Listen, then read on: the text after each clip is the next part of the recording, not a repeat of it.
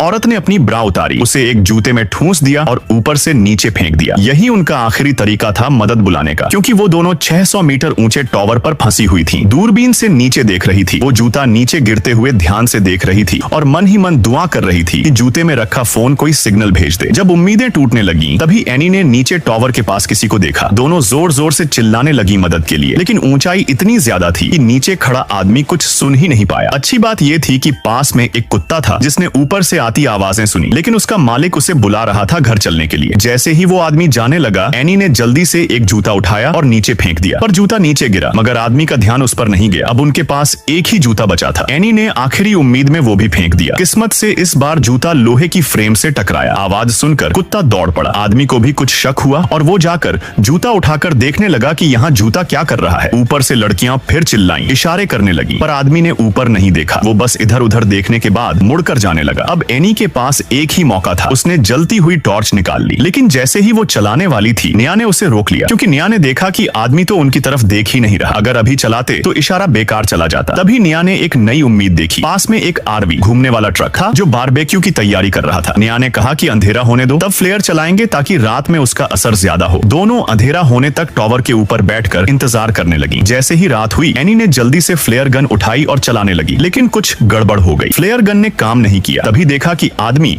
अपने आरवी में घुसने वाला था। अब अगर इशारा नहीं किया तो वो मौका भी चला जाएगा। एनी ने फिर से कोशिश की। इस बार फ्लेयर चमकते हुए ऊपर गया और आदमी का ध्यान खींच लिया। नीचे से निया ने मोबाइल की फ्लैशलाइट से इशारा किया। आखिरकार नीचे मौजूद लोगों को ऊपर से मदद की पुकार दिख गई। दोनों लड़कियां बहुत खुश हो गईं कि अब बचाव होगा, लेकिन जैसे जैसे वक्त बीतता गया, सारा जोश ठंडा पड़ गया। वो आदमी बचाने नहीं, चोरी करने आया था। उसने रॉड से उनकी कार का ताला तोड़ा और कार चुरा ली। ये सब देखकर निया गुस्से से चिल्ला पड़ी। उस आदमी ने ऊपर देखकर उन्हें गाली तक दी और फिर कार लेकर भाग गया। अब लड़कियां पूरी तरह टूट चुकी थीं। न बचाव हुआ, न कार बची, और सबसे बुरा, अब उनके पास मदद बुलाने का कोई और जरिया भी नहीं बचा था। अगर तुम कहो तो अगला पार्ट लिखूं और भी खतरनाक मोड़ के साथ।